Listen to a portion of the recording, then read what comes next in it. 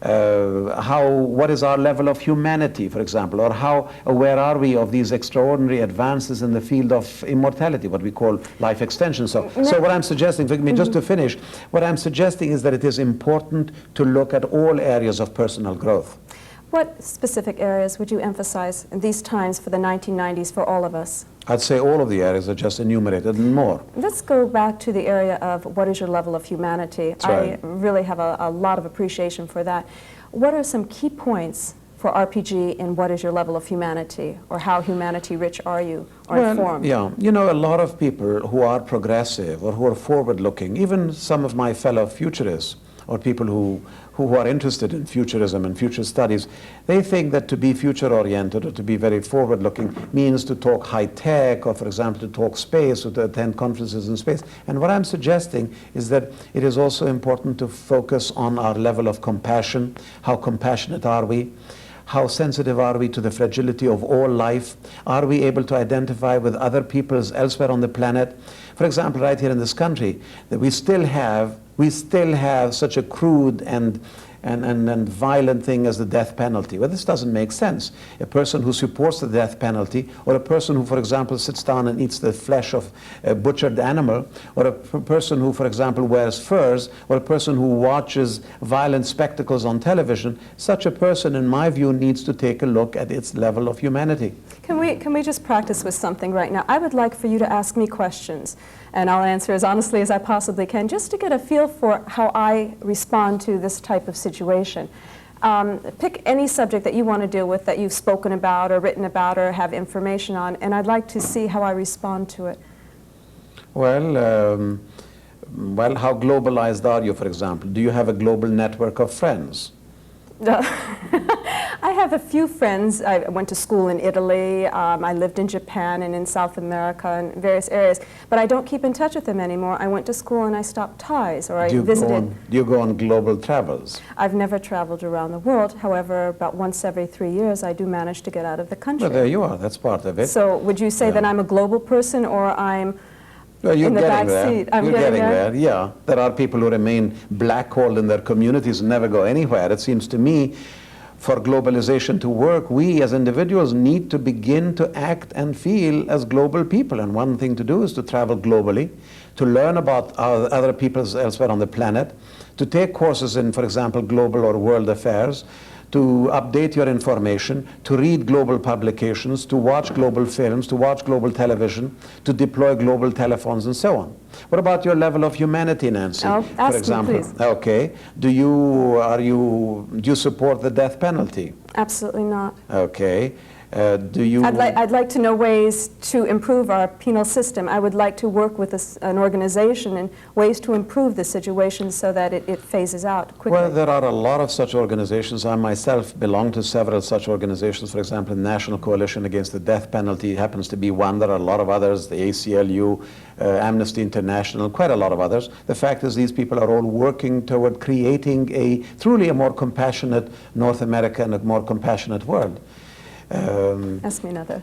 Well, what about, for example, are you for legalized firearms? In other words, carrying firearms? No. Okay. Absolutely not. I think the less we have around, the better. Okay. Do you ever wear furs? No. Okay. No, never. Never. I wouldn't be caught in one. Well, for example, animal liberation groups are going to be more and more vocal and more active. I read about them all the time. In the newspaper and on the radio. It seems that, well, PETA, which I mentioned earlier, is just one of several organizations. Right. You're going to hear a lot about animal liberation in the 1990s. And also, well, for example, in the 1960s, we had the civil rights movement, the women's movement, the sexual revolution. In the 1970s, we had the biological revolution, for example. We had the new genetics, recombinant DNA, the beginnings of robotics, and so on. In the 1980s, we began moving toward globalization, and so on. In the 1990s, I am supremely confident you're going to hear a lot about moving toward greater compassion. For example, a lot of resistance to hunting, to fishing, to wearing furs, to wearing leather. So you feel these are the major areas? Well, these are some of the major areas, focusing on our level of humanity, as I put it. In other words, learning to be more compassionate, more globalized, Another thing is, for example, we've come a long ways from the old sexism and racism. I think we're also going to outgrow ageism in the 1990s as more and more people live longer and longer. And as I get older, I hope so. Well, yes, you're still a young kid, yes. but the point is that more and more people are, living to their 80s and 90s and 100. And this is going to keep expanding and accelerating. For example, recently I noticed that a man in his 60s was considered the sexiest person in America, a movie actor. 10 years ago it was a person in their 50s. Another 10 years it'll be a person in their 70s. And so how old one is will matter less and less. Am I too old for this? Am I too young for this? Am I too young for this person? Am I too old for this person? All these will begin to phase out as people stay younger longer. In fact, there's a term that NIH came up with, not my term by the way, called youth creep.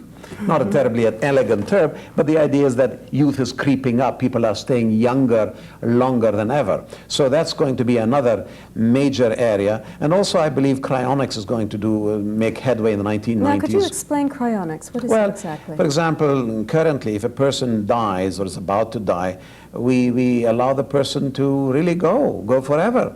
We either bury the person or we let this person be cremated.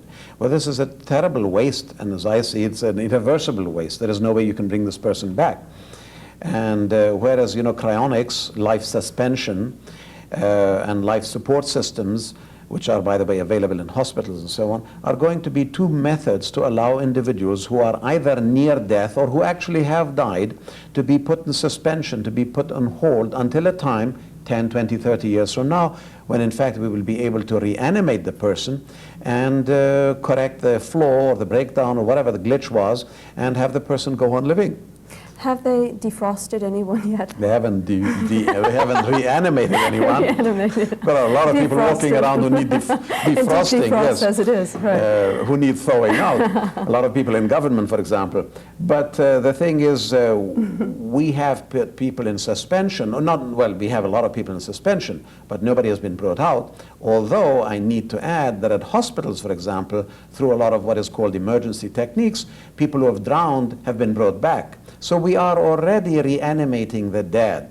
Cardiopulmonary resuscitation, for example, is a case in point, either manual or using technology. Defibrillators, pacemakers, etc., enable people, for example, who would have been dead and gone 10 or 20 years ago to be reanimated or to go on functioning. So we are really living at an extraordinary time, extraordinary breakthroughs and advances in all areas of life, both in technology as well as in our values, in our level of humanity. And all these things are happening. But the main thing to do is to ask yourself, what does all this mean to me? How am I faring in this environment of this dynamic environment? Am I moving along? Am I staying progressive? Am I changing with all the changes that are going on?